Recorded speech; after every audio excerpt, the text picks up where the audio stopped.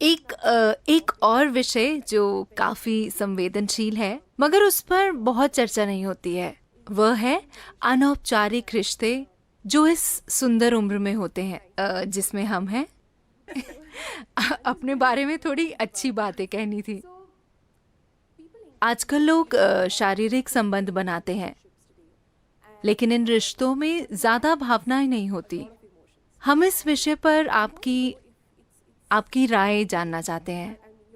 अगर लोग अपनी मर्जी से ऐसे रिश्ते बनाते हैं तो क्या ये सही है या ये क्या है? क्या मैं एक चुटकुला सुना सकता हूँ? बिल्कुल, मुझे चुटकुले पसंद हैं। एक मिसेस भाटिया थी।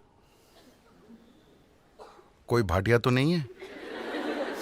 मैं नाम बदल सकता हूँ। एक मिसेस भाटिया थी जिनकी शादी की 50वीं वर्षगांठ थी। वर्षगांठ मनाने के बाद अगले दिन उन्होंने तलाक की अर्जी दे दी। जज ने तलाक की अर्जी देखी। वो एक अच्छी पारिवारिक मित्र भी थी, तो उसने उन्हें बुलाकर पूछा, आप अपने पति को तलाक क्यों देना चाहती हैं? वो इतना प्यारा आदमी है। आप उसे तलाक क्यों देना चाहती हैं? आप किस आधार पर उसे तलाक दे रही हैं? वो बोली, वो मेरे साथ वफादार नहीं रहे, वो मुझे धोखा देते रहे हैं। आप इस नतीजे पर कैसे पहुंची? आपने कल ही शादी की 50वीं वर्षगांठ मनाई थी। कल तक तो आप ठीक थी, फिर क्या हो गया? मुझे बीते दिनों की बहुत याद आ रही थी, तो मैंने फोटो एल्बम पलटना शुरू किया। फिर मैंने देखा कि मेरे 5 बच्चों में कोई भी उनके जैसा नहीं दिखता।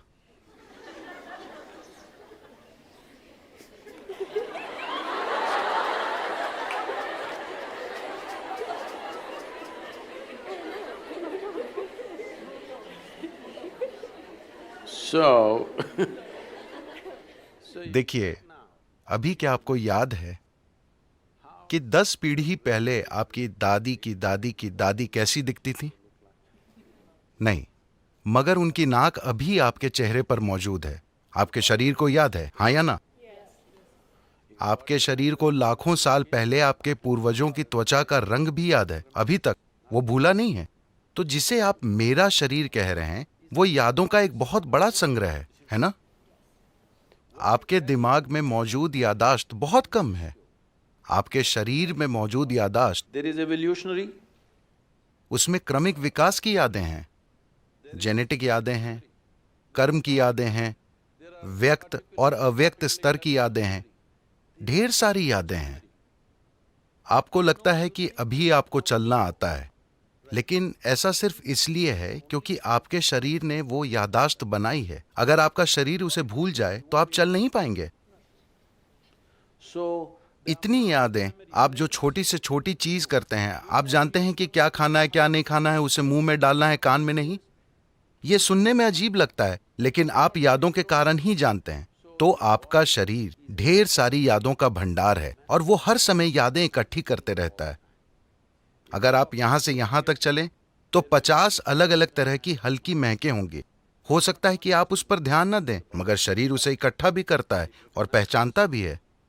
वो लगातार पहचानता रहता है, इसलिए आप जानते हैं कि सुगंध क्या है, दुर्गंध क्या है, ये इसकी गंध है। आप आवाज, गंध वगैरह के अलग अलग पहलुओं को पहचानते हैं, क्योंकि ये प्रक्रिया लगातार चलती रहती है। तो इस शारीरिक यादाश्त को इस संस्कृति में पारंपरिक तौर पर हम ऋणानुबंध कहते हैं। वो शारीरिक यादाश्त जो आप बनाते हैं। आप जागरूकता के साथ अपनी शारीरिक यादाश्त बना सकते हैं, या बस ढेर सारी यादाश्त अंदर लेकर ढेर सारी शारीरिक उलझन से गुजर सकते हैं। तो जहां कहीं भी प्रभाव होता है, मुझे पता नहीं कि आपकी पीढ़ी में लोग अब भी ये चीजें जानते हैं या नहीं, मगर अब भी बैंगलोर में ऐसे लोग मिलेंगे जिन्हें अगर आप नमक देने की कोशिश करेंगे तो वे उसे नहीं लेंगे। वो कहेंगे वहां रख दीजिए।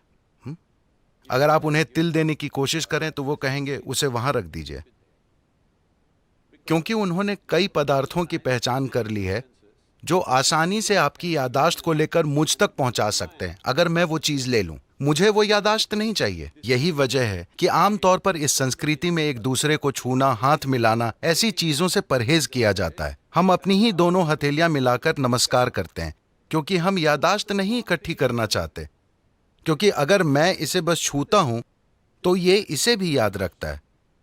आप अपने 4 दोस्तों के साथ इसे आजमा कर देखें। आप उनके हाथों को छुएं, याद रखने की कोशिश ना करें। हर दिन बस उनके हाथ छुएं और भूल जाएं। कल अगर वो आकर आपको छूता है, आप जानते हैं कि ये उसका हाथ है ना?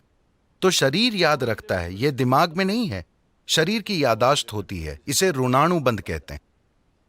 जब यौन संबंध बनते हैं या ऐसी कोई अंतरंगता होती है जिसमें विचार, भावनाएं और शरीर शामिल हों, तो आपके शरीर में जो यादाश्त रह जाती है वो बहुत बड़ी मात्रा में होती है।